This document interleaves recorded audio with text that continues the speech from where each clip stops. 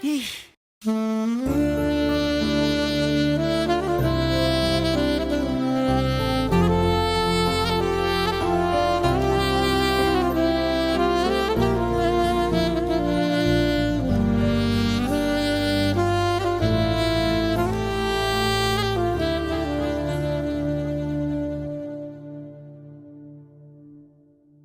مليون طريقة نقضي بها وقتنا، وأجملها اللي نعيشها بمحبة وتفاهم.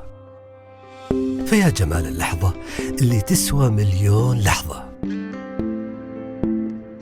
أوقات كلها هنا نتعلم فيها إننا نكون لبعضنا سند.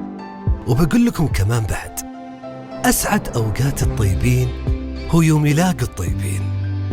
أوقاتنا اللي تنافس فيها على من بيضحك أكثر، والثابت اللي ما يتغير واللي عليه متفقين إن اللي يجلس عند الفمتو يصبه.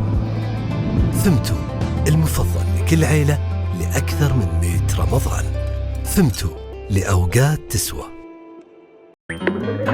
إنه اليوم الذي سأجعل فيه حلمي يتحقق. اليوم هو اليوم.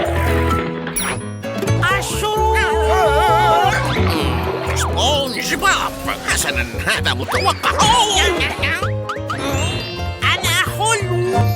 مغامرات CNN على MBC 3 وشاهد رمضان يجمعنا.